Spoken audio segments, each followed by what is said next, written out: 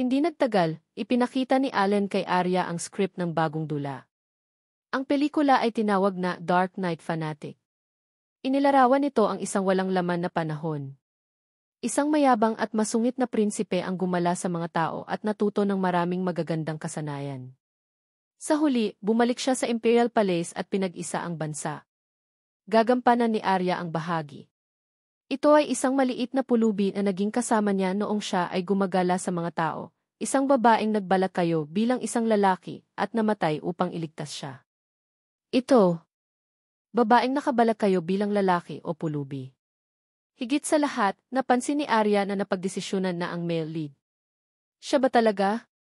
Magkakaroon ako ng matinding pressure kapag nakikipaglaro ako sa kanya. Siyempre alam ito ni Allen. Totoo naman na kinuha niya ang pelikulang ito. Pinili ko itong pelikula dahil nandyan siya. Noon pa man ay mayabang ang lalaking iyon. Hindi niya sineryoso ang sinuman, ngunit magaling siyang umarte. Ang pag-arte ni Arya sa kanya ay katumbas ng pagpapatalas ng kanyang kakayahan sa pag-arte.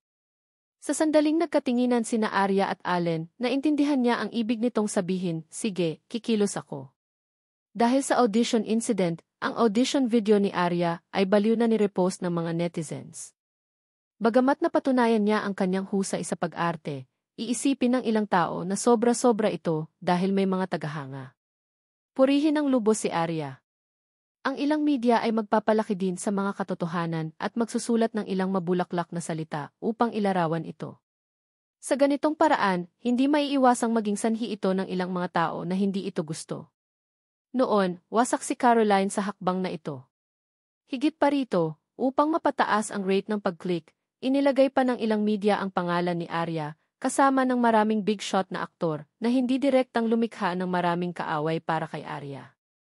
Pagkatapos nito, inanunsyo ng studio ni Director Chen na si Rebecca ang naging female lead ng Key Red Morning Sun. Ang labas ng mundo ay puno na ng chismis. Ang papel na ito ay tinanggihan ni Arya sa harap ng lahat. Pero ngayon, wala na silang choice kundi piliin ang pangalawang pinakamahusay na Rebecca. Ang mga aksyon ni Arya ay umaakit ng maraming talakayan. Si Arya nga ay may husay sa pag-arte, ngunit hindi ba't masyado ng labis para purihin ng iba? Normal standards lang naman yun, di ba? Sa tingin ko hindi siya ganoon kagaling. Marunong ba ang mga dahwa na pamahalaan ang mga bagay-bagay? Kung magpapatuloy ito, kahit ang magagaling na artista ay papurihan nila. Gayunpaman, naglabas ang dahwa ng bagong balita sa unang posibleng sandali.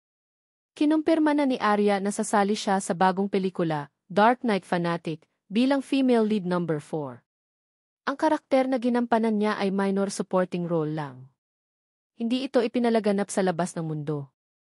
Si Arya ay pinuri na hanggang sa siya ay napalaki. Hindi na niya makilala ang sariling posisyon. Hindi siya sinuportahan ng mga dahwa ng buong lakas. Sa halip, tinulungan nila siyang mahanap ang pinakaangkop na karakter at script. Sa ganitong paraan, agad nakikilos ang Public Relations Department. Naniniwala ang lahat sa igig ni Allen. Naghahanda si Arya para sa shooting ng mga huling eksena. Si Luna, gayunpaman, ay may mapait na mukha at ibinaba ang kanyang ulo. Walang nakakaalam kung ano ang iniisip niya. Sa hitsura nito, mukha siyang nagyelo na talong. Tanong ni Arya, anong meron? Nalaman ni Martin na palihim kang pumayat ulit. Hindi ako, Sai, pupuntahan ko ang mga magulang niya. This time, hindi ko na talaga kayang magtago. Sininyasan ni Arya ang makeup artist na huminto at lumingon kay Luna, natatakot ka ba? Si Luna, na noon pa man ay walang takot, bakit siya natatakot na makita ng paulit-ulit ang mga magulang ni Martin? Hindi ko lang ma-describe yung feeling. Sobrang kinakabahan ako. Napabuntong hininga si Luna. Wala kang nararamdaman ngayon dahil hindi ka pinayagan ng amo na bumalik para makita ang pamilya Jones. Kapag nag-announce ka ng kasal, siguradong babalikan ka niya. Kapag dumating ang oras na iyon, hindi mo maiiwasang magduda na sapat ba ako para maging manugang ng iba. At least ito ang nararamdaman ni Luna ngayon. Napakurap si Arya at nadama na ang kanyang sinabi ay may katuturan. Kung mayroon kang anumang iniisip sa iyong puso, sabihin kay Martin na tutulungan ka niya. Gagawin ko. Pagkatapos ng lahat, ito ay isang bagay sa pagitan ng dalawang tao. Walang kwenta kung kabahan ako mag-isa. Tama. Kung aalis ako ng ilang araw, mag-aayos ba ang kumpanya ng pansamantalang katulong para sa iyo? Gusto kong maghanda ng mga regalo. Okay, go. Huwag kang mag-alala, hihintayin ko ang iyong magandang balita. Ngumiti si Luna.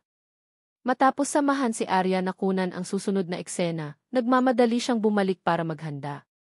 Kinabukasan, uuwi na siya sa kanilang bayan kasama si Martin. Sa oras na ito, dinyal ni Arya ang numero ni Allen. Allen, nag-apply ng leave si Luna. Kailangan ko ng pansamantalang katulong. Nakikita mo ba kung sino ang pwedeng lumapit? Kung gayon, ako lang, ang manager, ang pupunta ng personal. Ngumiti si Allen. Handa akong magtrabaho para sa iyo anumang oras. Tumingin si Arya sa salamin at biglang may naisip. Allen, halos gumaling na si Luisa. Maaari mo ba siyang tawagan at hilingin sa kanya na pumunta? Okay, hihilingin ko kay Roll na kontakin siya. Hindi kailanman tatanggihan ni Allen ang kanyang kahilingan. Pagkatapos ay sisimulan ko ang paggawa ng pelikula. Natapos si Arya at bumulong, sabi ni Luna, babalik siya kasama si Martin para makita ang kanyang mga magulang. Paano naman tayo? Hindi ibinaba ni Allen ang telepono. Siyempre narinig niya. Inihanda ko na ang mga regalo para sa pamilya Morrison. Kung gusto mo, maaari akong magpadala ng isang tao upang ihatid sila anumang oras. Ikaw lang ang mag-iisip ng mabuti. Bahagyang namula ang mga mata ni Arya. Pinigilan niya ang kanyang boses at humihikbi na sinabi, ibigay mo sa kanila ang mga regalo. May asawa na ako. Ipaalam sa kanila. Aayusin ko lahat. Huwag kang mag-alala. Sa sandaling ito, matagal nang naghihintay si Allen. Kasal nga sila, ngunit ibibigay niya kay Arya ang seremonya na dapat nilang gawin. Magkakaroon lamang siya ng higit pang mga bagay na mayroon ang iba. Kapag inanunsyo ang kasal, papasok sila sa susunod na yugto ng kanilang buhay. Ang kailangan nilang tiisin ay higit pa. Gayunpaman, hindi bababa sa maaari niyang hawakan ang kamay ni Arya at hindi mag-isip ng anumang bagay. Ito ang bagay na nagpa-excite sa kanya. Si Arya ay naging bahagi na ng kanyang buhay at siya ay hindi mapapalitan sa kanya. Nang gabing iyon, maliwanag ang ilaw sa pamilya Morrison. Nagbabasa ng magazine si Georgia sa sala. Pumasok ang matandang mayordomo na may dalang napakagandang nakabalot na kahon ng regalo. Miss, regalo ito mula kay Director Jones ng Dahua Group. Gusto daw niyang ibigay ito sa matandang amo. Ngunit ang matandang master ay nasa timog ngayon, tingnan mo di. Ibigay mo sa akin. Nang marinig ni Georgia ang mga salitang Dahua Group, isang pahiwatig ng lamig ang bumungad sa kanyang mga mata. Tumango ang matandang mayordomo. Inilagay niya ang kahon ng regalo sa mesa ng tsaa at naghanda ng umalis. Gayunpaman, tinawag siya ni Georgia, kamakailan lang ay hindi maganda ang pakiramdam ni Lolo. Huwag hayaan siyang mag-alala tungkol sa maliliit na bagay na ito. May mga bagay na hindi mo kailangang sabihin sa kanya. Kakayanin ko. Naiintindihan mo ba? Tumango ang matandang mayordomo, Miss. Pumunta ka at gawin mo ang iyong trabaho. Nakita ni Georgia na pagkalabas niya ng sala ay binuksan niya ang gift box. Sa loob ay ilang fruit candy at isang sulat. Naroon din ang litrato ni Arya at Allen. Nanlaki ang mga mata ni Georgia at naintindihan agad ang ibig nilang sabihin. Ito ang paunawa ni Allen Jones. Ipinaalam niya sa Morrison family na ikakasal na sila. Hindi kaya papayag talaga ang Jones family na makapasok ang isang artista. O baka naman buntis na si Arya at ikakasal na sila? Kahit na ano pa iyon, napakasama ng kalooban ni Georgia. Direkta niyang itinapon ang kahon at naupo sa sofa sa galit. Bilang anak ng Morrison family, palagi niyang hinahamak ang makihalubilo sa mga tao sa entertainment industry. Ngayong gusto niyang magtanong tungkol sa katotohanan ng bagay na ito, si Catherine na lang ang naitatanong niya. Sa pag-iisip nito, denial niya ang numero ni Catherine. Noong huling umalis sila sa Morrison family, nagpalitan sila ng mga numero. Para lang sa ipinagmamalaki na si Georgia, hindi siya nagkusa na makipag-ugnayan sa kabilang partido para sa kape. Nakikita rin ni Catherine na ayaw sa kanya ni Georgia, kaya hindi siya kumapal para makontak siya. Matapos matanggap ang tawag ni Georgia, ay natigilan din si Catherine. I just want to ask if you know the people in the entertainment industry. Malalaman mo ba kung ikakasal na si Arya at ang Chief Executive Officer ng Dahua? Magpakasal? Hindi akalain ni Catherine na sasabihin ito ni Georgia. Anong mali? May problema ba? Naramdaman ni Georgia na may kung ano sa sinabi ni Catherine. Ilang buwan na ang nakalipas, gusto ng pamilya Jones na pakasalan ko si Allen Jones. Paano siya mapapangasawa ng isang artista sa ganoong kaikling panahon? Nasabi lang ito ni Catherine at hindi binanggit na random lang siyang napili ni Allen. Hindi siya nagsinungaling. Gusto talaga siyang pakasalan ni Allen. Dahil lang sa huli siya, kaya napigilan ang bagay na ito. Kaya ganun. Kung gayon, pakiusap, alagaan mong mabuti ang iyong lalaki. Kung may makaalam na ang lalaki mo ay kinuha ng isang artista, saan ilalagay ng pamilya Smith ang kanilang mukha? Napakunot noon na si Catherine, mahilig lang siya sa ganyang babae. Ano ang magagawa ko?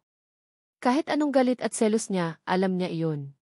Si Allen ay hindi isang lalaki na maaari niyang hilingin. Ang nangyari sa pagtatapos ng fashion banquet noong araw na iyon ay sapat na para mapahiya siya. Maaaring hindi makita ng iba mula sa malayo, ngunit nakatayo siya sa tapat ni Allen. Kitang-kita niya ang pagkasuklam sa mga mata nito. Okay, nakuha ko. With that, ibinaba ni Georgia ang telepono. Pabalik-balik siya sa sala, iniisip kung paano haharapin ang bagay na ito. Hayaan siyang panoorin ng walang magawa habang ikinasal si Arya kay Allen at naging yaong madam ng Jones family. Hindi niya gagawin ang ganoong uri ng katangahan. Pagkatapos ay mayroon lamang isang paraan. Making use of the fact na muntik nang ikasal si Catherine kay Allen. Agad na inutusan ni Georgia ang kanyang assistant na ilabas ang balita na ang anak ng pamilya Smith at ang presidente ng Dahua Group na si Allen ay may relasyon noon at muntik na silang ikasal. Natigilan ang katulong. Bakit ni? Hindi ko na siguro papayagang bumalik si Arya sa Morrison family. Kahit anong presyo ang dapat niyang bayaran. Naiintindihan ko. Gagawin ko itong mabuti. Gayunpaman, hindi niya alam na hindi magpakasal sina Arya at Allen. Kasal na sila. Nitong ilang araw, napakakaunting eksena ni Arya. Upang hayaan siyang ayusin ang kanyang kalagayan at dahan-dahang umalis sa papel, inayos ni Allen na makipagkita siya sa cast ng Dark Knight Fanatic. Sa hapunan, si Allen lang ang nagpakita bilang manager ni Arya. Gayunpaman, ang kanyang ugali ay mailikas na malamig at mapagmataas na aura na hindi maaaring baliwalain. Dahil sa itsura ni Allen, very polite ang cast at crew kay Arya. Originally, imposibleng gumawa sila ng special meeting para sa isang supporting actress. Dahil napakabigat na ng preparation work para sa cast. Sa isang banda, kinailangan nilang magbigay ng mukha sa Dahua Group. Ito ay dahil si Arya ay talagang isang napakahusay na artista. Bagamat maliit lang ang kanyang ginagampanan sa pagkakataong ito, nakapagdagdag siya ng maraming puntos sa buong drama. Sa pagkakataong ito, ang aming pagpipilian ay pangunahin para sa dalawang tanawin ng bundok. Okay lang ba si Miss Arya? Medyo nag-aalala talaga ang direktor. Kung tutuusin, nandoon ang kanyang pagkakakilanlan at siya ang kasintahan ng presidente ng Dahua Group. Kung nakatagpo siya ng anumang panganib sa bundok o kung hindi makayanan ng matamis na binibini ang sakit, ang mga tauhan lamang ang magdurusa sa huli. Kaya naman, gusto niyang ilagay sa harapan niya ang mga pangit na salita at sabay na subukan ang pagkatao ni Arya.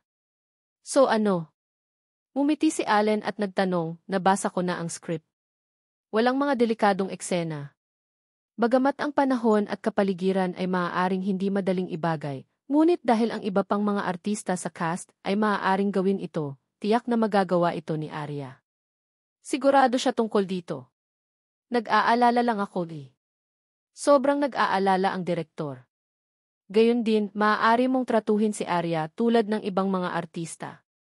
Hanggat ito ay isang normal na paraan ng pagtatrabaho, hindi ako makikialam at ang Dahua ay hindi makikialam. With that said, gumaan ang loob ng direktor. Sige, masusunod ko ang mga patakaran at maisagawa ang aking trabaho. Dahil nandito si Allen, kailangang pag-isipan ng mahabang panahon ng mga direktor ang bawat salitang sasabihin nila. Iyon ay para sa pinakamahusay. Nag-aalala ako sa simula na pinalayaw ni Director Jones si Arya at gumawa ng maraming kahilingan. Tumawa ang direktor habang nagsasalita. Talagang sinusubukan niyang alamin kung ano ang gustong sabihin ni Allen. Gaya nga ng sabi ko, basta normal working environment, matatanggap ng ibang artista. Matatanggap ito ni Arya.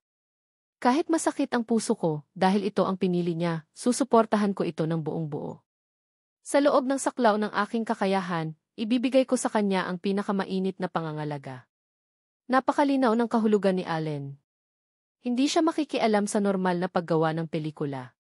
Ngunit kung may gustong makipaglaro sa likod ni Arya at ay bully siya, hindi niya ito matitiis.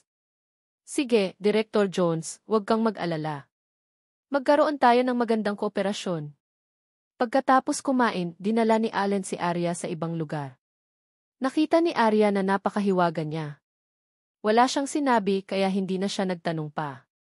Nang makita niya si Luisa na nakaupo sa sofa, ay sa kanya lang naintindihan ang ibig sabihin ni Allen na dinala siya rito. Miss Arya.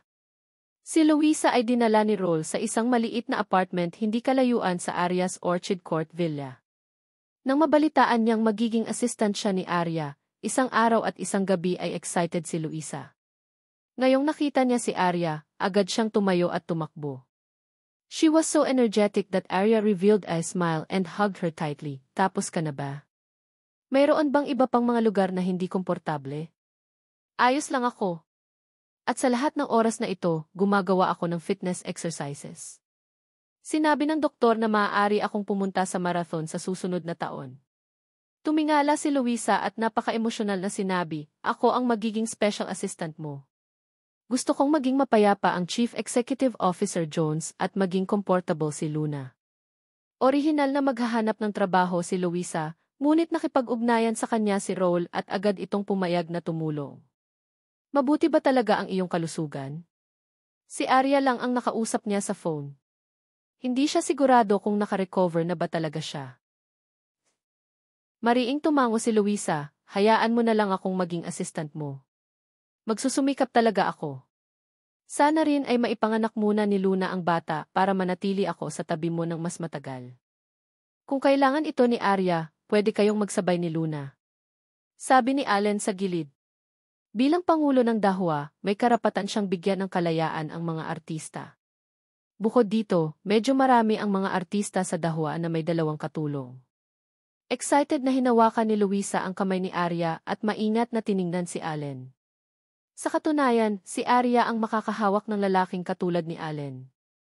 Hihilingin ko kay Roll na ipakita sa iyo ang kamakailang mga kaayusan sa trabaho ni Arya at may katuturang impormasyon. Dapat kang magsimula sa lalong madaling panahon. Okay, ipinapangako kong tatapusin ko ang gawain. Kinaumagahan, nagsuot ng kaswal na damit si Luisa para magsumbong sa bahay ni na Arya at Allen. Bilang espesyal na katulong ni Arya, natural na kailangan niyang samahan si Arya mula umaga hanggang gabi. Naka-standby din ang kanyang telepono 24 na oras sa isang araw. Seeing her wearing glasses and looking serious, mukha talaga siyang katulong. Miss Arya, umaga. Ako ang iyong pansamantalang espesyal na katulong, Luisa. Magandang umaga. Nakita ni Arya na makaka-recover na siya ngayon. Ang kanyang katawan ay maaaring maging napakalusog. Siya ay masaya para sa kanya mula sa kaibuturan ng kanyang puso. Tumingin si Arya sa oras, magpapalit ako ng damit. Pwede ka munang maglakad mag-isa.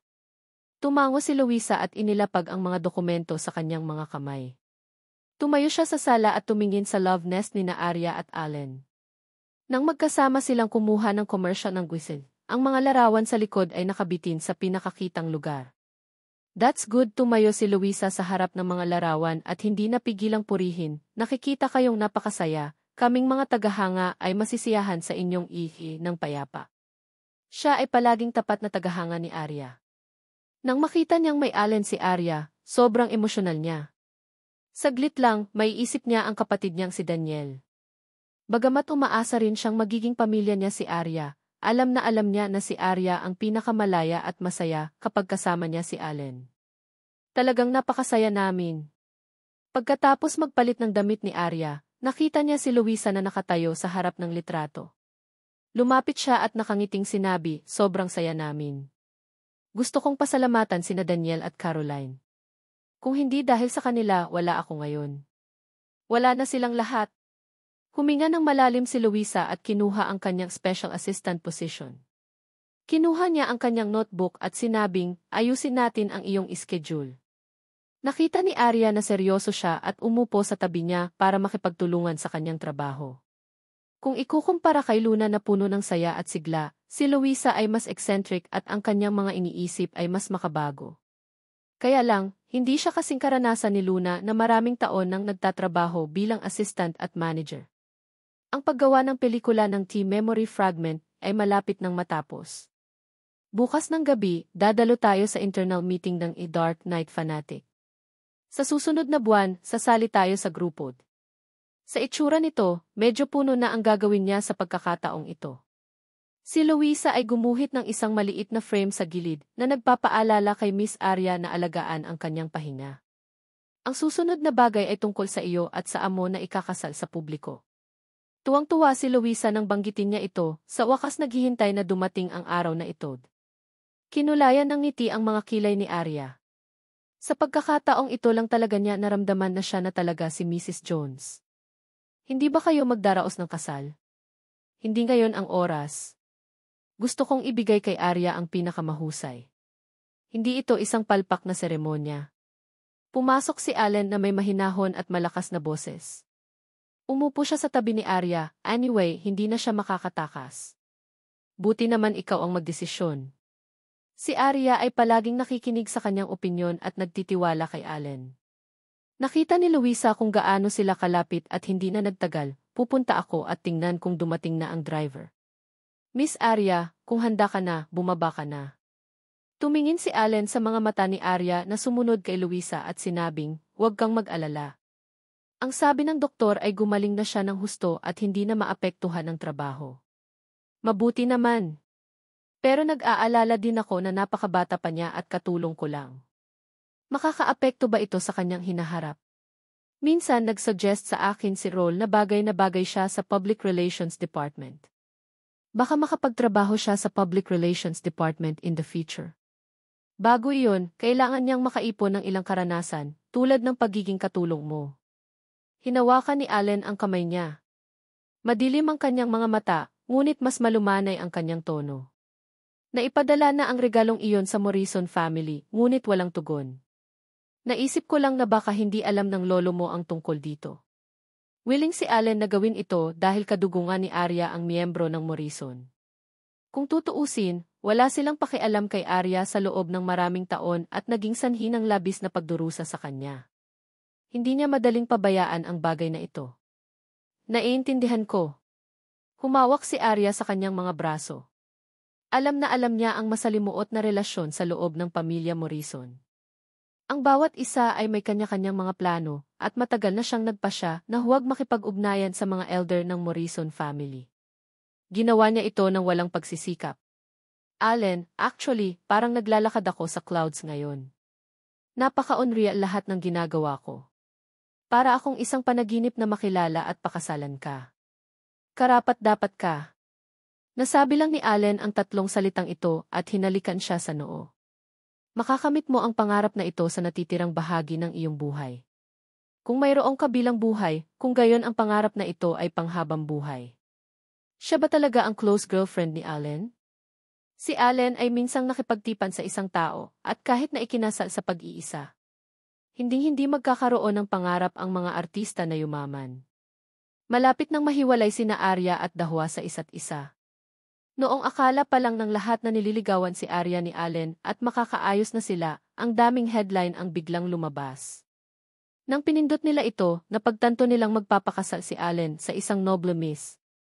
Hindi maaaring si Arya ang mapapangasawa. Sa pagkakataong ito, tuluyan ng bumagsak ang mga tagahanga ni Arya. Ano ang ibig sabihin nito? Baka fake lang lahat. Napakalupit ba ng wealthy class? Para sa anong karapatan at katayuan mayroon sila upang baliwalain ang kanilang mga damdamin? Gagawin ba talaga iyon ni Boss Jones?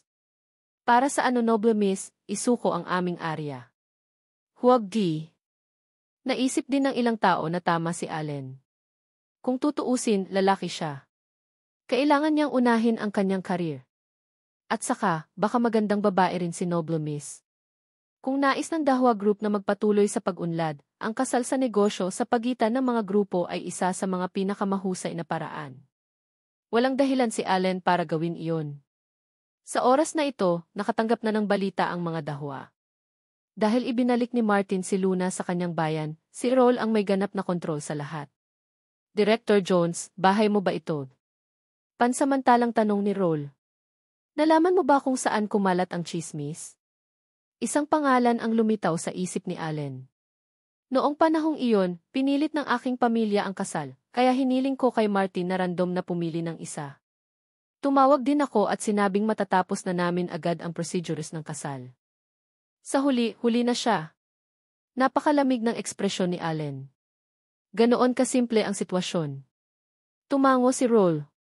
Narinig na niya ang tungkol sa planong ito mula kay Serena. Kaya ngumiti siya at sinabing, kung gayon, dapat nanggaling ito sa pamilya Smith. Bahagyang umiling si Allen. Tumayo siya at sinabing, hindi naman. Nangyari ang insidenteng ito pagkatapos niyang magbigay ng regalo sa Morrison family. Masyadong nagkataon lang. Bukod dito, malinaw na alam ni E. Smith ang tungkol sa sitwasyon sa kanyang panig, kaya bakit sila gagawa ng isang bagay na katumbas ng paghingi ng kahihiyan? Hindi ito mabibigyang katwiran. Kung gayon ano ang ibig mong sabihin? Sa tingin ko ang bagay na ito ay may kinalaman sa miyembro ng Morrison family. Pagkatapos kong magpadala ng isang tao sa Morrison family, may ganoong balita. Baka nalaman ng Morrison family from somewhere na baka nagpakasal na ako kay Catherine. Ano ang layunin ng pamilya Morrison na ginagawa ito? Hindi maintindihan ni Roll. Para pigilan sina Arya at Allen na magpakasal. Si Arya ay miyembro ng Morrison family. Kung pinakasalan niya si Allen, magiging kapaki-pakinabang ito sa pamilya Morrison. Walang dahilan para gawin nila iyon. Nagdilim ang mga mata ni Allen. Baka na-misunderstood nila ang ibig kong sabihin. Akala nila ikakasal lang ako kay Arya. Hindi nila alam na kasal na ako sa kanya. Ginawa nila ito sa galitin mo ako. Ang bagay na ito ay nagdulot ng malaking kaguluhan sa industriya ng entertainment. Nagbago ang tingin ng lahat kay Arya. Nadama nila na hinding-hindi siya makakapasok sa pintuan ng pamilya Jones at mapupunta sa isang sitwasyon kung saan parehong lalaki at babae ay walang kinalaman sa isa't isa. Kapag opisyal nang ikinasal si Allen, sisipain niya ito. Wala nang lugar para sa kanya sa entertainment circle. Nakita ko na napakatotoo ng balita. Tinantya ni Arya na sa pagkakataong ito. Pero hindi ba siya nagustuhan ni Director Jones? Palagi siyang nagpupunta sa production para makita siya. Walang kwenta ang magkagusto sa kanya. Kakaunti lang ang mga artista at aktres na maaaring magpakasal sa isang mayamang pamilya para yumaman. Sa tingin niya ay maganda siya.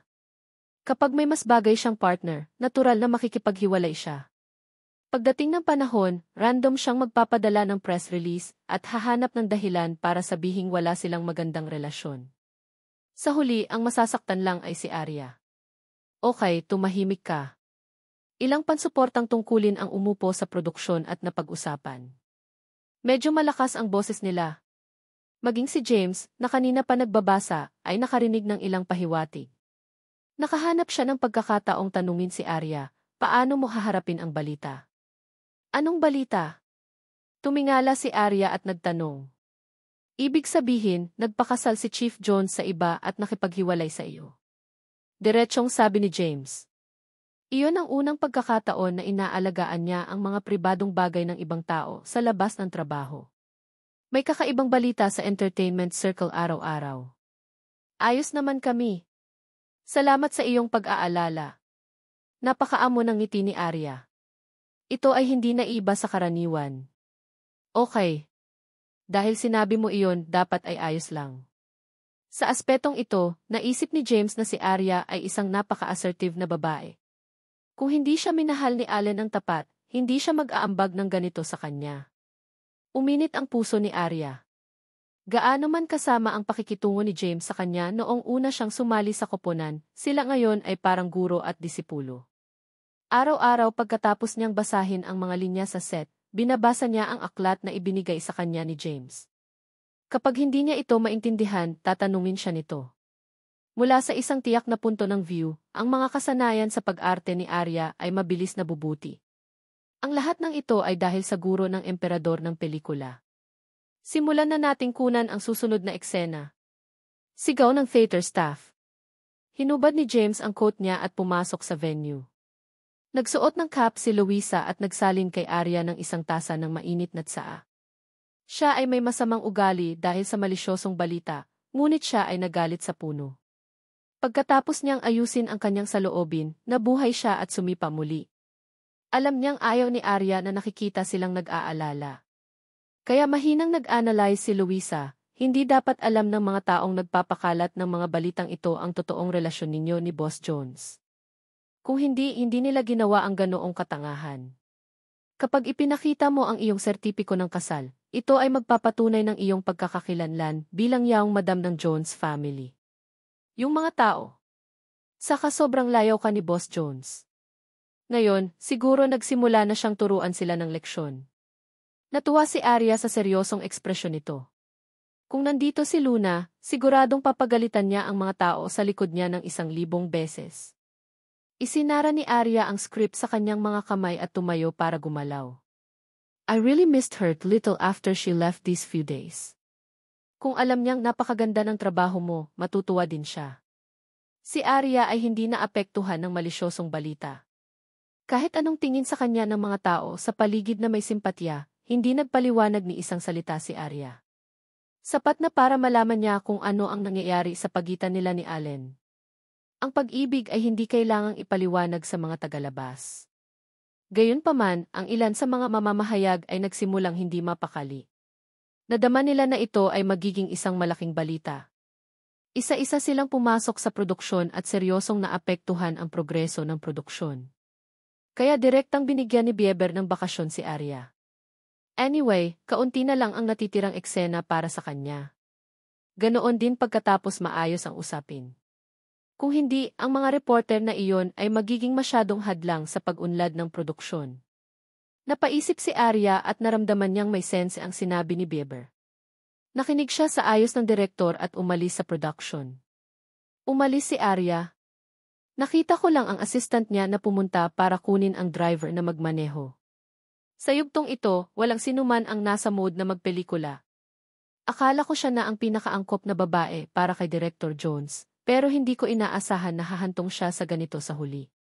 Sa huli, mas mabuti para sa mayaman at makapangyarihang noble miss. Kung hindi, siya ay binubuli ng iba. Kahit na siya ay talagang pumasok sa Jones family, siya ay itatakwil sa lahat ng dako. Tinalikuran. Nang bumalik si Louisa upang kumuha ng baso ng tubig, narinig niya ang mga salitang ito at agad na nagalit.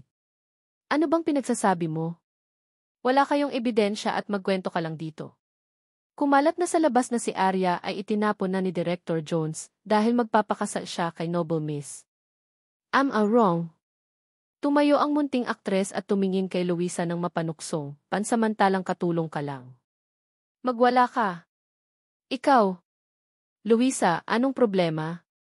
Tawag sa kanya ni Arya at saka personal na tumalikod para tingnan ang supporting actress. Here, I treat you as a colleague working together, kaya wala akong gagawin sa iyo. Pero bilang tao, kailangan mong managot sa mga sinasabi mo. Kung hindi, magiging supporting role ka lang habang buhay. Hindi lamang sa pelikula, ngunit ang iyong buhay ay isang foil lamang para sa iba. Agad na sumigaw ng malakas ang supporting role actor, malinaw na may tinapon ka, pero nananakot ka pa rin dito. Sa oras na ito, isang matangkad na figura ang pumasok mula sa labas ng pinto. Ito ang dahilan kung bakit bumalik si Arya para hanapin si Louisa, dahil espesyal na dumating si Allen para kunin sila. Diretso siyang naglakad sa gilid ni Arya at tumingin sa taong iyon. Pagkatapos nito, ipinulupot niya ang kanyang braso sa balikat ni Arya at magkatabi sa gulat ng lahat. Sumunod naman si Louisa sa likod. Inayos ni Allen na ibalik siya ng driver at diretso niyang dinala si Arya sa limited edition na may batch. Nang mag-walk out sila sa set, nakita ito ng dalawang supporting actors. Laking gulat nila. Hindi ba sila naghiwalay? Tiyak na hindi nasira ang gayong mga intimate action.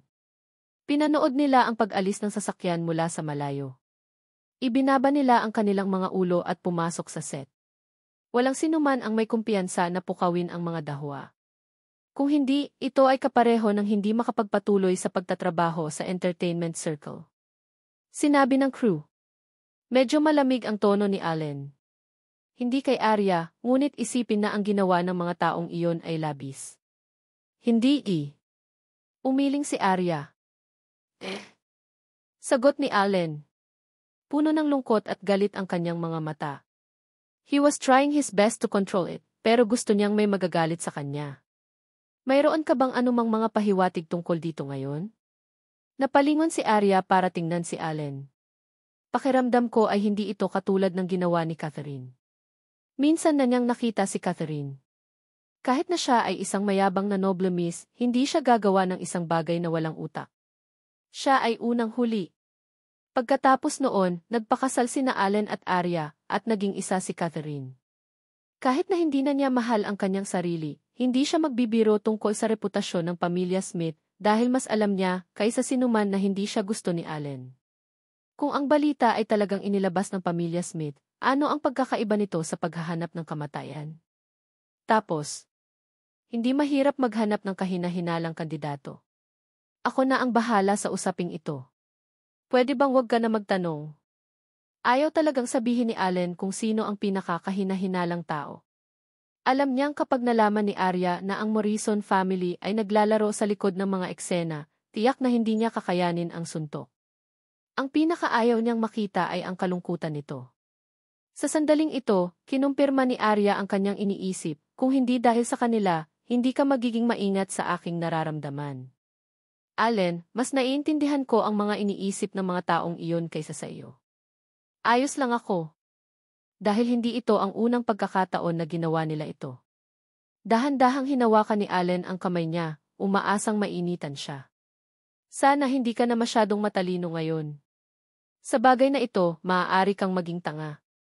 Mas maganda kung mas matalino ako. Sa ganitong paraan, malalaman ko kung ano ang eksaktong nangyari. Hindi ako ma-provoke, hindi maintindihan at maapektuhan ang aming relasyon. Minaliit nila ang katalinuhan ko. Matigas na sinabi ni Arya, hindi ako naniniwala sa isang salita. Natatakot sila na pakasalan kita at maging manugang ng Jones family. Magkakaroon ako ng paraan para makabalik sa Morrison family. Ganun ba? Kung ganoon ang kaso, I have a good idea. Bahagyang umangat ang manipis na labi ni Allen. Humigpit ang kamay niyang nakahawak sa manibela. Ako rin ang bahala sa mga bagay tungkol sa pamilya Smith.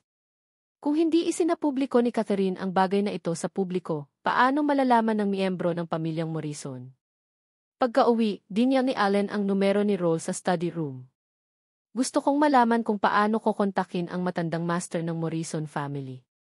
Director Jones, ano ang gusto mong gawin? Tanong ni Allen. Secret lang muna ngayon. Nabanggit ito ni Georgia nang hinahanap niya si Arya. Dahil binanggit ni Old Master Morrison ang pangalan ni Arya sa bahay, nakaramdam siya ng takot. Pakiramdam niya ay baka maalala ng matanda si Arya sa kanyang puso at hayaang bumalik si Arya sa pamilya Morrison. Kaya naman sabik na sabik siyang pigilan ang bibig ni Arya. Ngayon, gusto niyang ipaalam kay Old Master Morrison kung gaano kalaki ang ginawang kasalanan at paninirang puri kay Arya sa labas. Isa pa, sinabi lang niya ito bilang posisyon ng asawa ni Arya. Makalipas ang kalahating oras. Sa resort sa Southern City, si Old Master Morrison ay nangingisda sa tabi ng ilog. Nakatanggap ng tawag ang kanyang assistant at naglakad papunta sa kanyang tabi. Chairman, President ng Dahwa, hinahanap ka ni Allen Jones. Kinuha ni Old Master Morrison ang telepono at tiningnan ang kanyang assistant. Naintindihan naman ng katulong at agad na umalis. Kumusta, Master Morrison? Si Allen ang nagkusa na magsalita. Malamig ang tono niya. Alam ko ang relasyon niyo ni Arya. Kung may sasabihin ka, sabihin mo lang. Hindi ito itinago ni Old Master Morrison. Ayaw niyang mabigla ang mga isda sa ilog. Hindi nagpanik si Allen dahil sa pananakot ni Old Master Morrison. Napanatili niya ang isang hindi alipin o mapagmataas na saloobin. Kapantay niya ang pagiging matatag ni Old Master Morrison. Kung hindi mo sasabihin, sasabihin ko muna. Hindi ko alam kung anong klaseng lugar ang entertainment circle, pero masyadong malalim ang bilog na iyon. Ang aking apo ay hindi magkakaroon ng anumang tunay na damdamin mula sa iyo. Hindi nagbago ang mood ni Allen. Ang tanong lang niya, the day before yesterday, I sent someone to send key gift to the Morrison family. Natanggap ba ito ni Master Morrison? Isang regalo. Nagpadala ako ng picture namin ni Arya na magkasama. Actually, umabot na kami ni Arya sa stage ng pag-uusap tungkol sa kasal, kaya gusto kong sabihin ang magandang balitang ito sa Morrison family. Gayunpaman, pagkatapos kong magpadala ng isang tao upang maghatid ng regalo, may tsismis na ikakasal ako sa batang miss ng pamilyang Smith. Hindi sumagot si Old Master Morrison. Nakakuyom na lang siya ng mahigpit sa kanyang pamingwit. Patuloy ni Allen, ayaw kong itanggi na hindi ko kilala ang batang miss ng pamilyang Smith. Ngunit iyon ay isang ganap na hindi pagkakaunawaan. Sa kalumipas na, si Arya lang ang babaeng pinapahalagahan ko ngayon. Ayokong may sinuman sa labas ng mundo na magkaroon ng pagkakataon na saktan siya, pati na ang pamilya Morrison. Maaaring mabuhay ng maayos si Arya kung wala ang Morrison family. Sa aking paningin, siya ay isang hindi mabibiling kayamanan. Kalmado ang tono ni Allen gaya ng dati. Malinaw niyang ipinaliwanag ang kaugnayan ng loob at labas. Bakit nabunyag ang ganoong klaseng balita sa sandaling ipadala niya ang regalo? Dapat may naglalaro sa Morrison family. You brat! Pumuso si Old Master Morrison, tinatanong mo ba ako ngayon? Nagsasabi lang ako ng mga katotohanan. Kung nasaktan kita, patawarin mo sana ako, Master Morrison. Gusto ko lang malinawan ang paninindigan ko. Hindi ako susuko kay Arya. Tatratuhin ko siya ng maayos habang buhay. Kahit kaninong apo siya, sa akin, siya mismo. Pagkasabi noon ay ibinaba na ni Allen ang telepono. Kumunot ang noo ni Old Master Morrison at tinawag ang kanyang assistant. Ipakita sa akin ang pinakabagong balita tungkol kay Arya. Ihanda agad ang sasakyan at bumalik ka na. Napakahusay ng katulong.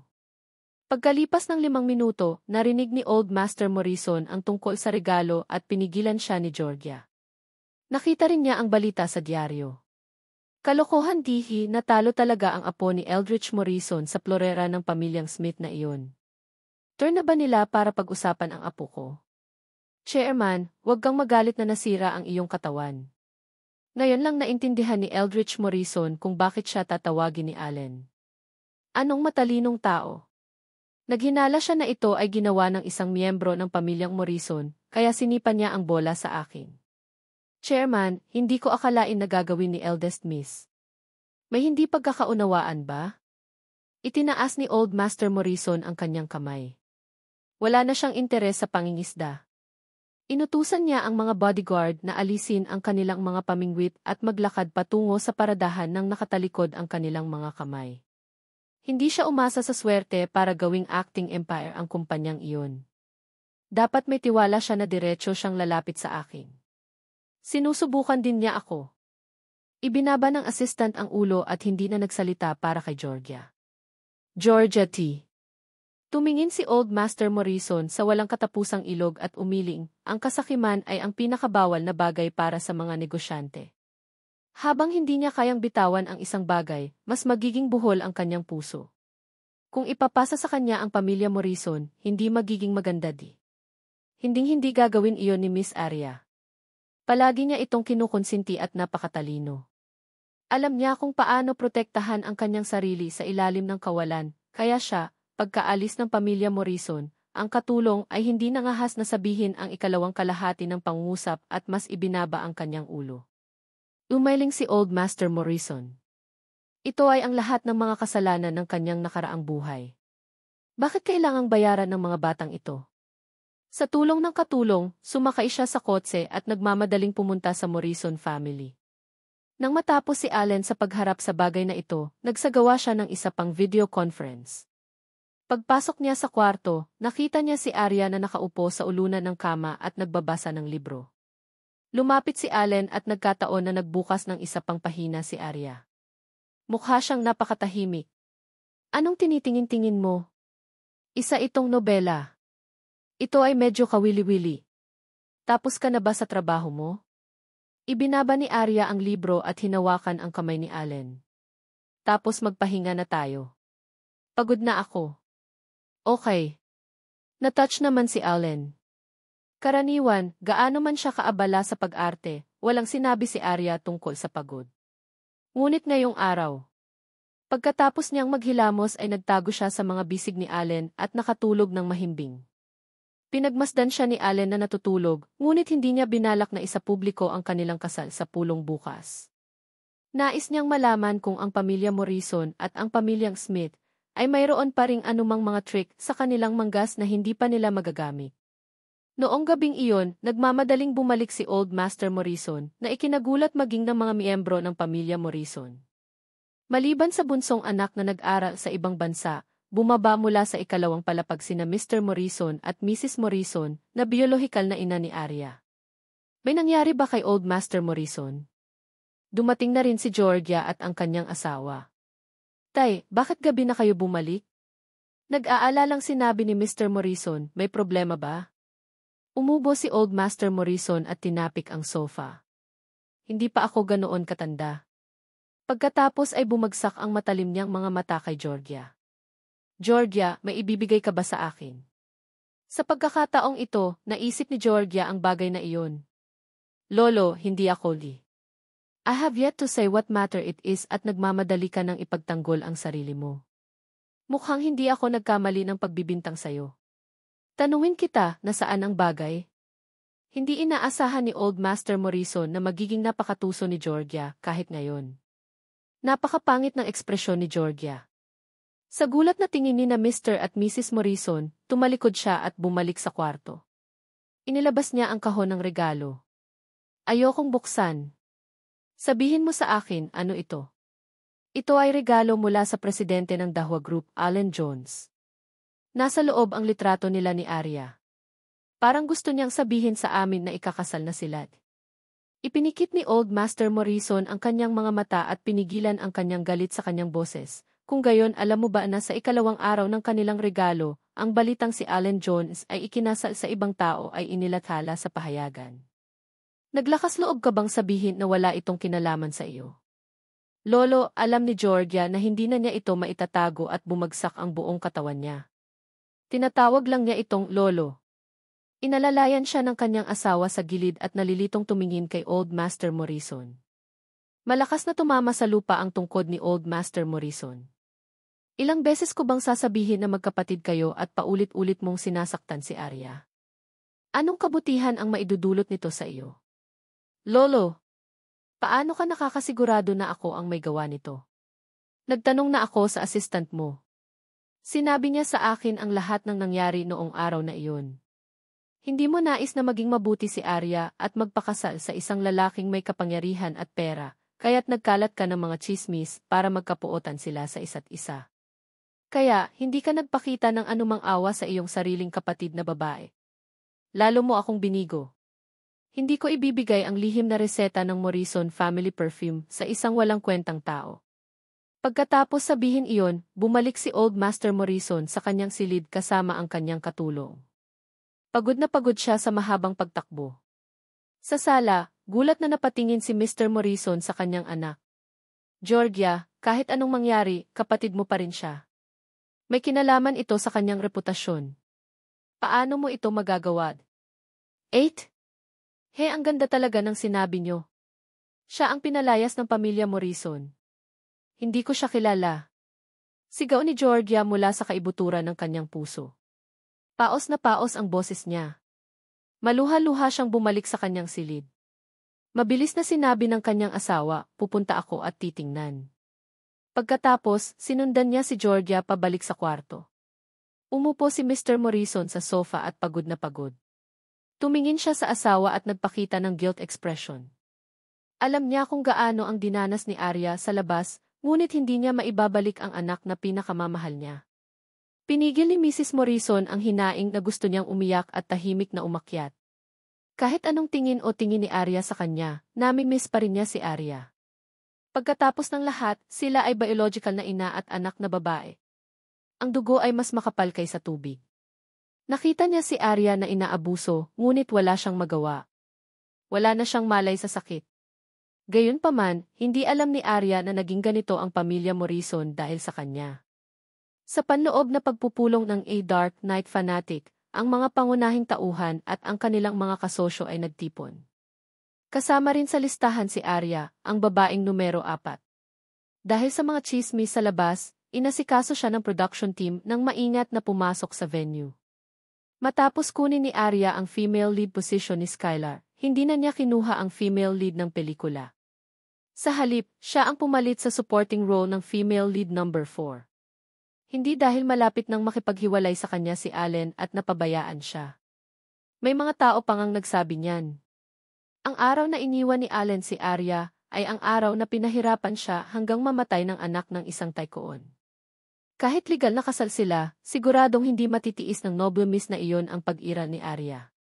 Lumabas si Arya sa harap ng mga reporter na nakaitim na damit na may bra sa dibdib.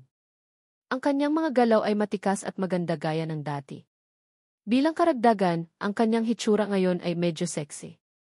Hulaan ng lahat kung sinong lalaking naroroon ngayon ang magiging Dark Knight niya. Sa sumunod na segundo, nakita nilang bumaba na rin si Allen sa sasakyan. Sinundan niya si Arya. Si Allen Jones ay sumama sa kanya. Natigilan ang reporter. Hindi naman ako nagkamali ng nakita, di ba? Si Allen Jones talaga. Ang isa naman ay kumuha ng ilang litrato gamit ang kamera. Di ba sabi nila naghiwalay na sila? Tanong ng lalaki. Ipinaliwanag ng mga reaksyon ng mga mamamahayag ang lahat.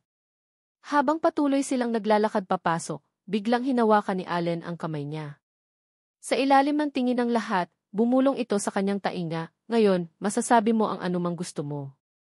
Sa isang sulyap, naunawaan ni Arya ang ibig niyang sabihin. Hanggat gusto niya, maaari niyang ipahayag kaagad ang katotohanan na sila ay kasal. Nakita ng host na hindi sila mabilis na naglalakad. Kinuha niya ang mikropono at hinimok, Director Jones, magsisimula na ang event ngayon, hayaan si Arya na lumapit at magsalita ng ilang salita sa amin. Hinawakan ni Allen ang kamay ni Arya at inakay siya papunta sa stage. Pagkatapos, tahimik siyang umupo sa manager seat. Arya, maligayang pagdating.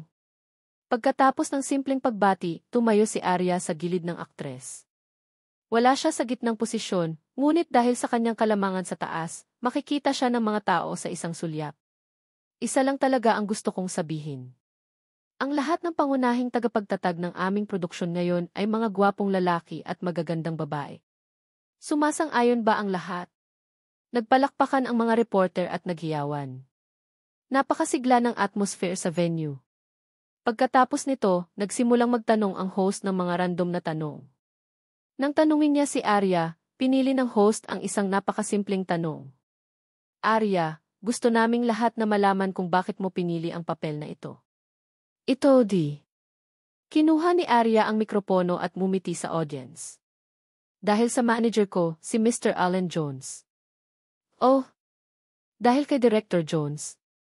Tumango si Arya. Lagi niyang alam kung ano ang gusto ko sa trabaho. Ang pinakakailangan ko ngayon ay yung binigay niya sa akin. Noong binigay niya sa akin ang script, na-in-love agad ako sa role na ito. Parang gusto kong kumilos. Hindi ko akalain na magkakatasit understanding kayong dalawa. Kung gayon si Director Jones ba ang mamamahala sa lahat ng iyong trabaho? Tanong ulit ng host kasi marami siyang posisyon. Iniisip ko kung magtataka ba siya. Umiling si Arya nang hindi nag-iisip. Ever since he became my manager, he will look through all the work arrangements and make suggestions. Siya ay isang napakahusay na manager. Talagang mataas ang evaluation na ito. Kung gayon, maaari ba nating hilingin sa aming mga tauhan na bigyan si Director Jones ng mikropono at bigyan ako ng ilang oras upang makapanayam si Director Jones? Tiningnan ng host ang staff. Kinuha agad ng staff ang microphone. Sa oras na ito, syempre, kailangan nilang magtrabaho ng husto upang makapanayam siya at magtanong sa kanya ng ilang mga katanungan. Director Jones, paano mo na-coordinate ang presidente at ang manager? Para sa akin, isa lang ang trabaho ko, kasi lagi ko siyang inuuna kahit anong mangyari. Arya, napakaswerte mo. Hindi napigilan ng host na mapasigaw. Ipinakita talaga ni Allen ang kanilang easy sa harap ng napakaraming chismis. Salamat, Director Jones, sa pagtanggap sa aming pansamantalang panayam. Mangyaring umupo sa iyong mga upuan at hayaan kaming magsimula sa susunod na round. Itinaas ng host ang kanyang kamay at ang buong venue ay napapaligiran ng musika. Unti-unting naging masigla ang kapaligiran dahil malinaw na sa sinabi ni Allen ang kanyang kinatatayuan. Maganda ang relasyon nila ni Arya at ang mga chismis sa labas ay pawang maling alingawngaw. Sa pagpapatuloy ng mga laro, naging mas maayos at mas pamilyar ang kapaligiran ng mga aktor sa entablado. Ito ang pangunahing layunin ng panloob na pagpupulong na ito. Umaasa ang production crew na hanggat maaari ay maiintindihan ng mga aktor ang mga aktor na kasama nila sa pag-arte bago sila magsimulang gumawa ng pelikula. Makakatulong ito sa pangkalahatang pag-unlad ng shooting. Gayunpaman, mayroon pa ring aktor na hindi naroroon ngayon. Isa siyang maalamat na artista sa entertainment circle. Bagamat bata pa siya, marami na siyang napanalunan na parangal. Sa kanyang pambihirang hitsura at likas na husay sa pag-arte, minsan na siyang naging alamat sa entertainment circle. Gayunpaman, ang pagiging kapareha niya ay hindi isang madaling gawain. May mga pagkakataong tumigil siya sa pag-arte dahil hindi siya kontento sa isang maliit na artista. Siya ang pinakamalaking bituin sa buong pelikula. Nangangahulugan ito na ang sinumang gusto niyang mawalan ng trabaho ay kailangang mawalan nito. Gumagawa siya ng isang pelikula tuwing 3 taon, at bawat pelikula ay isang obra maestra na may mataas na takilya sa takilya. Sa kanyang pag-arte, kikita ang pelikula. Basta nandoon siya, siguradong papatok ang pelikula. Sa pagtatapos ng pulong, espesyal na naglaan ng oras ang crew para magtanong ang mga tagahanga.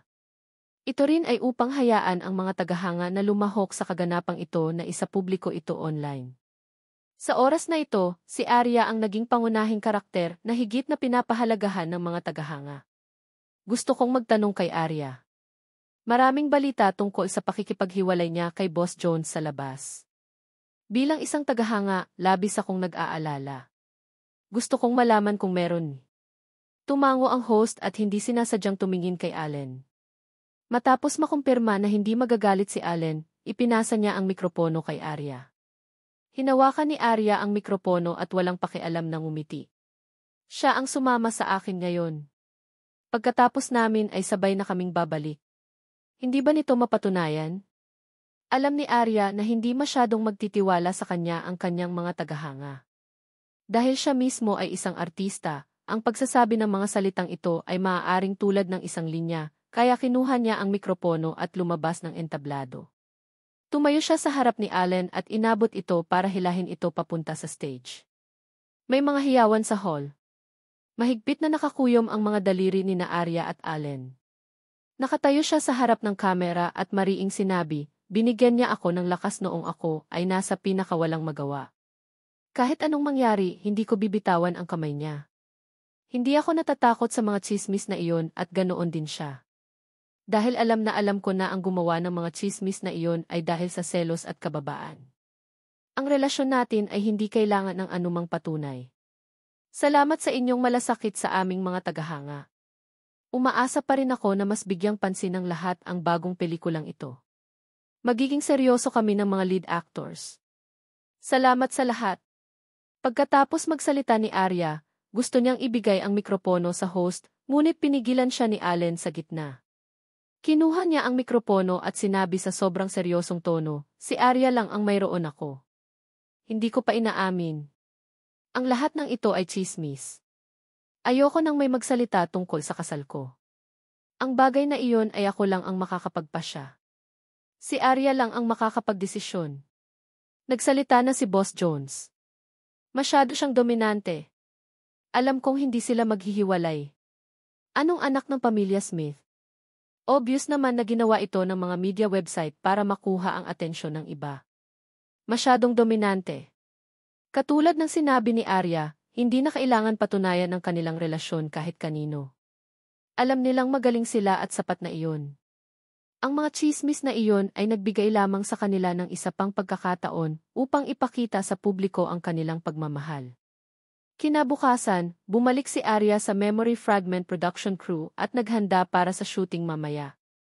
Sumunod si Luisa sa likod niya at naglakad na nakataas ang ulo at bumubuka ang dibdib. Sa pamamagitan nito, makatitiyak ang mga manonood, tama ba? Anong klaseng breakup? Iyon ay lahat ng alingawngaw. Kasunod nito, kumalat sa internet ang segment na iyon ng internal interview. Nang makita ito ni Catherine, galit na galit siya na halos mababaliw na siya. Malinaw na ang katulong ni Allen ang nagkusa na makipag-ugnayan sa kanya, ngunit ayaw niya, kaya hindi siya nagpakita ng kusa. Bakit hindi siya kasing galing ng artista? Napakagatlabi si Catherine. Ano ito? Gusto mo bang tratuhin siya bilang isang estranghero? Allen, masyado kang walang awa. Tapos papalain ko pa. Gusto niyang makita. Wala ba talagang pakialam si Arya? Ang balita ay patuloy na umaasim. Inilabas ni Catherine ang isang artikulo sa hating gabi na tila nagpapahiwatig ng kanyang pagkakakilanlan. Nagkaroon nga sila ni Allen ng kasaysayan ng pag-ibig. Bukod dito, ipinahayag din niya sa kanyang mga salita na labis siyang nasaktan at hindi niya matanggap na matatalo siya sa isang kidlat na relasyon sa pag-ibig. Lihim niyang itinuro na si Arya ay isang artista lamang. Walang kwalifikasyon si Arya para agawin ang isang lalaki sa kanya. Ang mga salita ni Catherine ay nagpatuloy sa pag-aalab. Tumayo na ang kasali para magsalita. Hindi dapat peke ang usaping ito, di ba? Labis na curious ang mga reporter kung ano ang isasagot ni Allen. Dahil nilinaw ni Catherine sa outside world na malapit na talaga silang magpakasal ni Allen. Kaya lang hindi niya masyadong ipinaliwanag ang mga detalye. Sa ganitong paraan, naramdaman ng mga reporter na mas malaki pa ang melo na ito. Dapat si Noble Miss lang. Mas mahusay kaysa sa isang artista. Ano ang nangyayari? Isang aktres ang gustong pumalit sa kanilang relasyon. Ang ganoong pahayag ay mas nakakumbinsi. Ang balita ay kumalat na parang bagyo, ngunit si Arya ay kumikilos pa rin para sa kanyang papel sa Memory Fragment production crew. Sa mga huling eksena, hindi siya natakot na muling mag-film. Wala siyang anumang reklamo tungkol sa madilim na set ng paggawa ng pelikula, lalo na kapag kinukunan ang kanyang pangunahing eksena, kailangan niya ang kanyang buong katawan upang magbabad sa bathtub. Sa ilang degrees below zero weather, hindi siya nagreklamo tungkol sa kahirapan. Very professional actress talaga si Arya. Wala pa akong nakitang bituin na tulad niya na hindi spoiled o galit.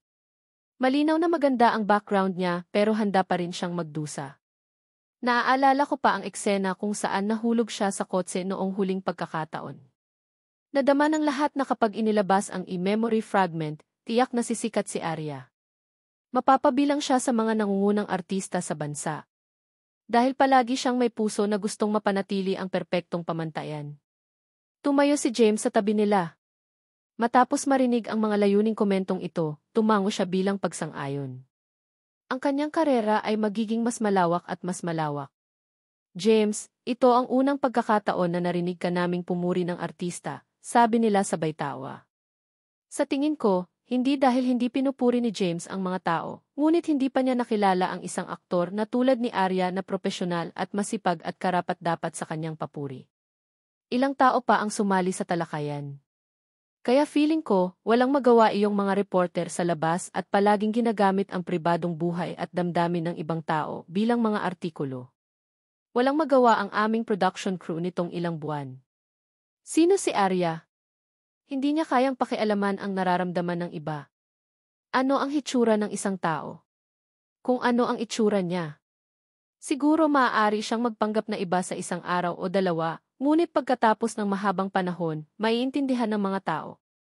Nang marinig iyon ni James ay ngumiti siya ngunit hindi ito tumugon. Ang pagdurusa sa pagpuna ay isa rin sa mga sapilitang kurso upang maging isang malaking pagbaril. Medyo napagod si Arya kamakailan.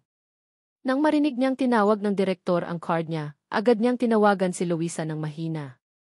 Mabilis na kinuha ni Luisa ang kumot at lumapit, Miss Arya, magpahinga ka na. Kung alam ni Allen na pagod si Arya sa trabaho, maaawa siya dito. Baka hindi na ako makapaghintay hanggang sa bumalik si Luna at kailangang isulat ang kanyang pagbibitiw. Pakiramdam ko hindi kita inalagaan ng mabuti.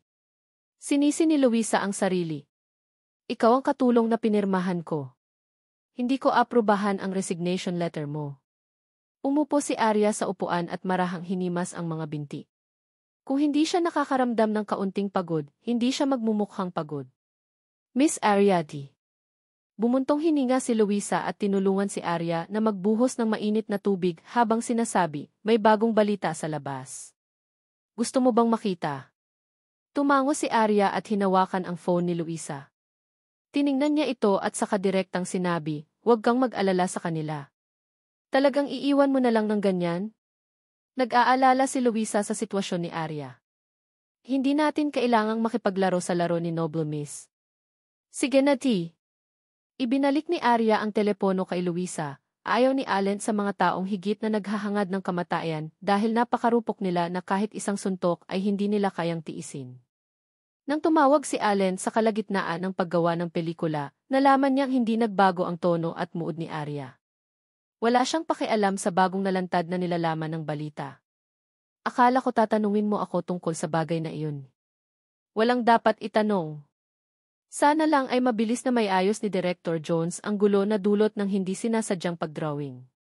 Diretsong sagot ni Arya. Napuno ng ngiti ang mga mata ni Allen. Gusto kong makita ang reaksyon ng pamilya Morrison. Matapos bumalik si Old Master Morrison sa Morrison family magdamag, dapat ay naayos na ang Morrison family. Ngayon, si Catherine na lang ang natitira. Biglang huminto si Arya, hindi ko pa binalak bumalik sa Morrison family.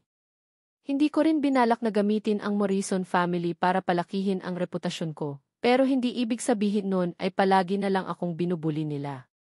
Kung ipipilit nila siya sa isang patay na dulo, pagkatapos ay gagamit siya ng kanyang sariling mga paraan upang makaganti. Hindi ko hahayaan ang sinuman na magkaroon ng pagkakataon na ibuli ka. Napakalma ng boses ni Allen. Kung gayon dapat kang gumanap ng maayos ngayong gabi, kung hindi. Papasiyahan kita, Mrs. Jones. Pagkatapos magsalita ni Allen, tinapakan niya ang gas pedal at nagmaneho papunta sa main door ng film set. Makalipas ang kalahating oras, natapos ni Arya ang kanyang trabaho at lumabas. Nakita niya si Allen na naghihintay sa kanya na may dalang bouquet of flowers. Sa sandaling iyon, madilim ang buong mundo. Tanging ang kanyang katawan lamang ang napapaligiran ng isang liwanag na hindi maaaring baliwalain. Alam ni Arya na ibibigay niya ang lahat ng gusto niya at poprotektahan siya kung saan man niya kailangan. Gaano siya kaswerte na nagkaroon ng ganoong pag-ibig at ganoong kasal. Para sa ganoong lalaki, handa siyang isuko ang lahat. Malalim sa gabi. Niyakap ni Allen si Arya at umupo sa sofa. Hindi napigilan ni Arya ang pagbahing. Nilalamig ka ba? O masama ang pakiramdam mo? Hinawakan niya ang kamay ni Arya na kinakabahan. Sobrang lamig. Kukuha ako ng kumot. Pinunasan ni Arya ang ilong niya, okay lang. Malamang ay mababa ang temperatura ngayon at medyo malamig. Kahit medyo malamig, hindi mangyayari. Bumangon siya at kinuha ang kumot para takpan si Arya. Nagsalin siya ng 2 tasa ng mainit na tubig at pinanood itong iniinom ni Arya. Noon lang siya nakadama ng kagaanan. Ang pag-aalaga sa'yo ng ganito para akong bata. Huwag kang mag-alala. Kahit na kailangan kong lumabas at makipag-away kay Catherine ngayon, wala akong problema. Bahagyang namilog ang mga mata ni Arya na sadyang nagbiro.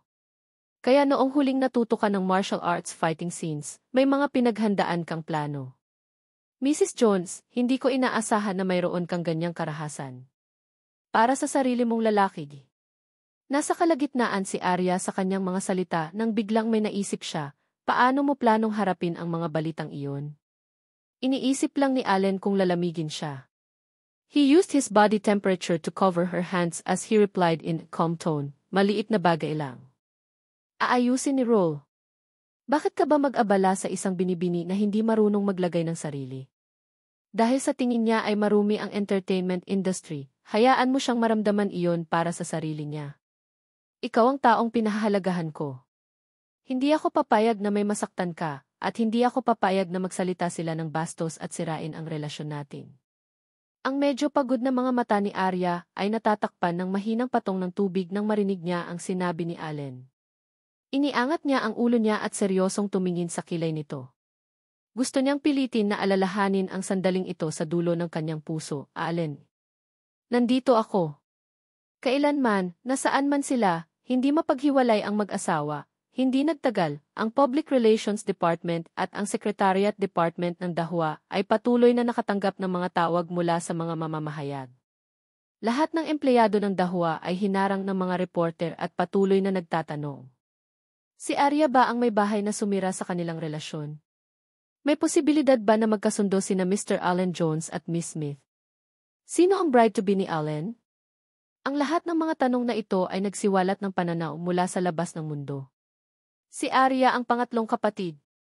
Gayunpaman, hindi tumugon ang Dahua sa interogasyon ng mga mamamahayag. Hindi naman sa hindi sila nangahas na magsabi ng anuman, ngunit wala silang masabi.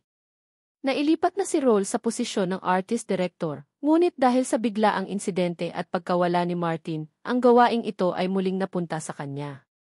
Nang mabalitaan ng mga mamamahayag na si Roll ang namamahala sa public relations para sa balita sa pagkakataong ito, agad nilang hinabol. Wala man lang siyang oras para kumain kasama si Serena. Sa huli, hindi man lang nakapagmaneho si Roll palabas ng parking lot. Wala siyang choice kundi bumaba ng sasakyan at sabihin sa mga reporter, ano ang gusto ninyong itanong? Kung totoo, natural na sasagot si Dahua. Ang ibig mo bang sabihin ay si Catherine ang nagdidirekta at kumikilos ng mag-isa? Pakisabi sa kanya na bigyang pansin ang kanyang mga salita at kilos. Tapos na in love na ba sila? Ang alam ko ay hindi siya kilala ni Director Jones. Naramdaman ni Roll na niligaw ni Catherine ang mga reporter. Dahil hindi naman sila magkakilala, bakit close sila? At saka, kung wala silang kinalaman sa isa't isa, bakit sinabi ni Catherine ang mga salitang iyon sa publiko? Pagkatapos ay kailangan ninyong interviewin si Catherine at tingnan kung makakapagbigay siya ng anumang ebidensya. Nag-message lang si Roll kay Serena, babalik daw siya mamaya. Pakisabi sa amin kung ano ang nangyayari. Naabot na ni Roll ang kanyang limitasyon. Gamitin mo ang utak mo para mag-isip. Ang Dahua ay hindi kailanman tumugon sa mga maling alingawngaw. Lagi na lang namin silang hindi pinapansin. Dahil ba napakaganda ng ugali ni Director Jones, kamakailan kaya sa tingin mo ay may pagkakataon? Isa lang ang sinabi ko. Hindi nila kilala ang isa't isa. Kung may sasabihin pa si Miss Smith, kaya lang ayaw na niya ng mukha. Ang ibig niyang sabihin ay kung hindi siya ilantad ng Dahua, ito ay upang bigyan ng mukha ang pamilya Smith. Kung hindi niya napigilan ang sarili, kailangan niyang tiisin ang mga kahihinatnan. Hindi pinansin ni Roll ang mga reporter at sumakay na siya sa sasakyan at umalis. Naghanda si Serena ng hapunan sa bahay at napailing siya nang marinig ang sinabi nito pabalik. Nasisiraan na ba siya ng bait si Catherine? Kailangan ba niyang gamitin ang pamamaraang ito upang madagdagan ang kanyang presensya? Ginamit ba niya ang kanyang malinis na reputasyon upang makuha ang kanyang pakiramdam ng pag-iral? Anong akala niya? Siguro kasi nagalit siya. Pakiramdam niya ay mayaman siya, ngunit hindi niya makuha sa mga mata ni Director Jones. Sa kanyang opinyon, ang mga aktor ay mababang aktor. Hindi sila qualified na lumaban sa Noble Miss para sa mga lalaki. Nalaman na namin. Noong una, ang Morrison family ang naglabas ng balita, ngunit nang maglaon ay si Catherine na ang nagpeke nito. Gusto niyang hindi maintindihan ng labas ng mundo si Arya bilang may bahay. Masyadong mahina ang mga pakulo niya. Kaya naman tinatamad namang abala sa kanya sina Direk Jones at Arya. Ako na lang ang natitira para maglinis ng kalat. Ito ang magpapaantala sa date natin. Labis na hindi nasiyahan si Roll nang mabanggit ito. Kung ganoon, bakit hindi mo sinabi sa mga reporter ang lahat ngayon lang? Sa ganitong paraan, hindi ka na nila guguluhin. Hindi mo dapat binigyan ng kahit anong mukha ang ganoong klase ng tao. Nadama ni Serena na ang anak na babae ng pamilya Smith ay talagang sobra. Maayos naman silang dalawa, kaya lumabas siya para gumawa ng chismis. Dahil ito ay isang laro, dapat mong tangkilikin ang saya ng laro. Bahagyang humiti si Roll at sinabing, natatakot ako na ito rin ang gusto ni Director Jones na gawin ko. Sinasabi mo na naintindihan ka agad ni Serena. Kung dumating si Allen, mawawala ang bagay na ito ng walang bakas bukas.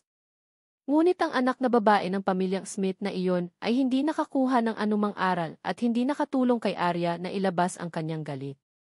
Nakita ni Roll ang medyo natarantang ekspresyon nito at hinawakan ang kanyang kamay. Everything is under control.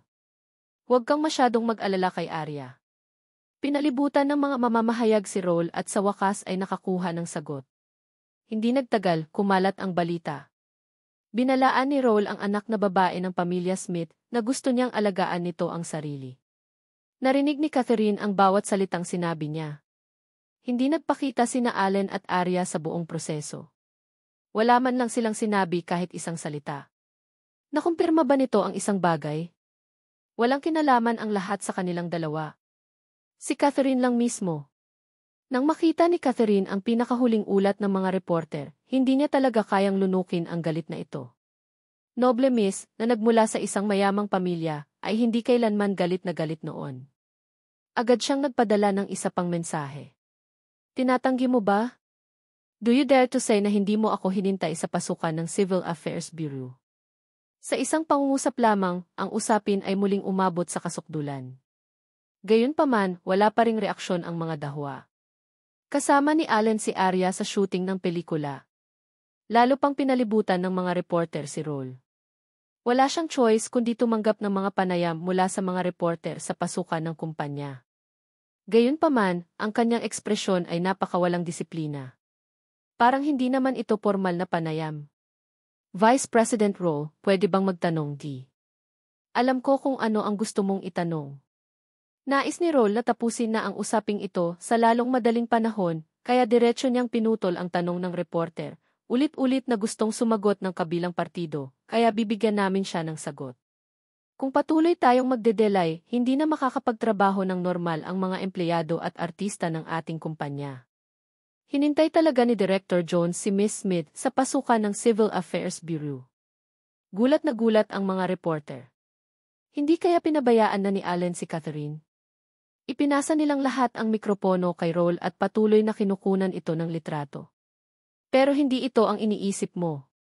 Nang sabihin ni Director Jones kay Miss Smith na pumunta sa Civil Affairs Bureau para magpakasal, hindi sila nagkita. Napilitan si Director Jones na pakasalan ng kanyang pamilya, kaya kinuha niya ang isa sa mga larawan mula sa isang grupo ng mga sosyalite. Nais niyang yayain itong makipagkita sa kanya at magpaliwanag ng malinaw para humingi ng tulong sa kanya, ngunit hindi siya pumunta. So, hindi na kailangan panghulaan. Si Arya ay hindi mistress. Si Direk Jones at Miss Smith ay walang kinalaman sa isa't isa. Noong panahong iyon, gumamit ang pamilya Jones ng lahat ng uri ng pamamaraan para banta si Director Jones. Ginawa lang iyon ni Direk Jones dahil wala siyang ibang pagpipilian. Noong una, inakala niyang hindi siya hinanap ni Miss Smith, kaya hindi na ayos ang usapin. Hindi niya inaasahan na maulit pa ang dating bagay.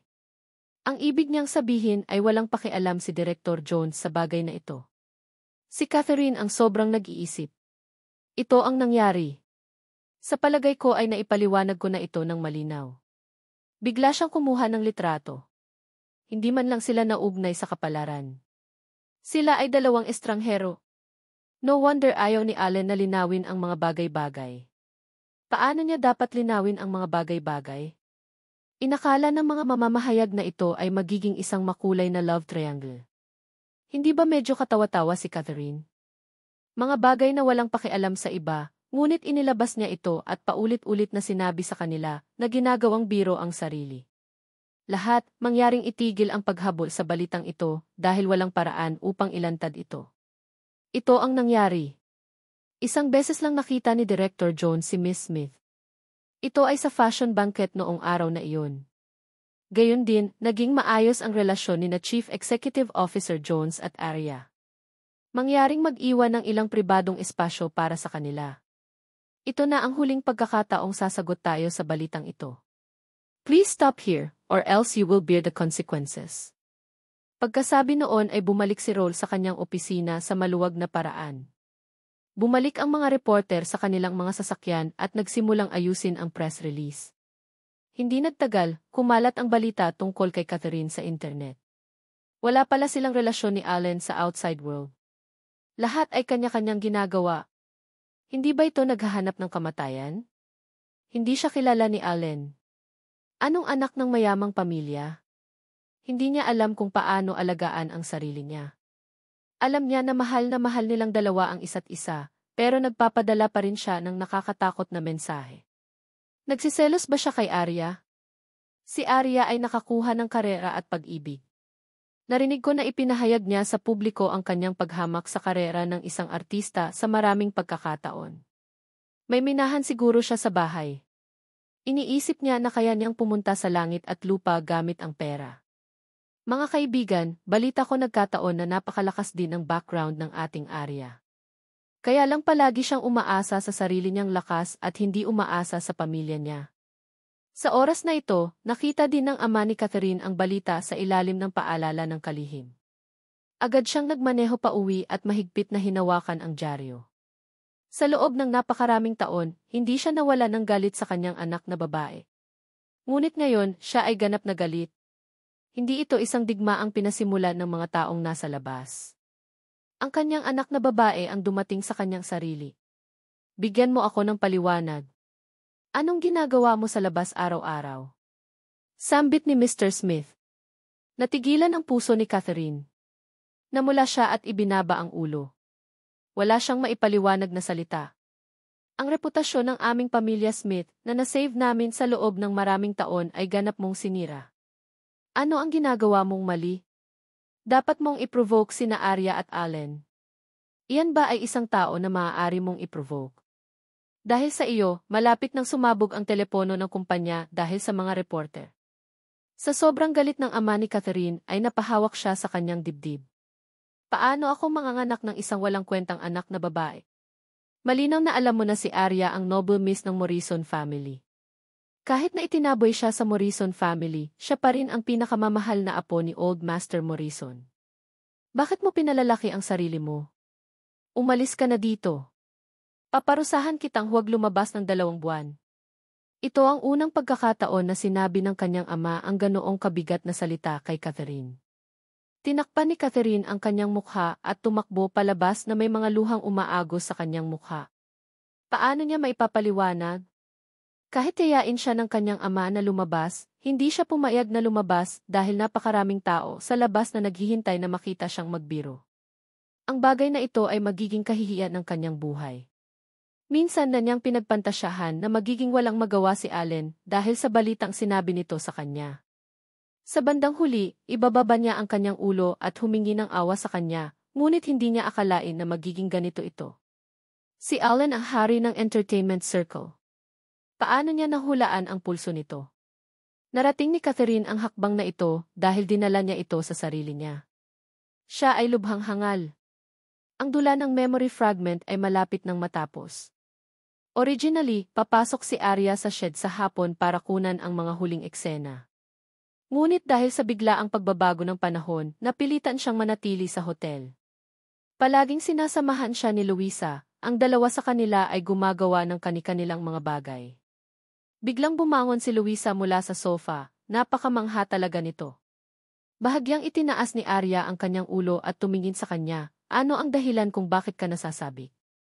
Mabilis na kinuha ni Louisa ang kanyang telepono, nilinaw ni Direk Roll sa mga reporter na hindi kilala ni Direk Jones si Catherine. At ang pampublikong tugon ay nasa ibaba ng dahwa. Ilang beses ko nang napanood ang video nila na ini-interview. Sa tingin ko ay napakalakas ni Roll.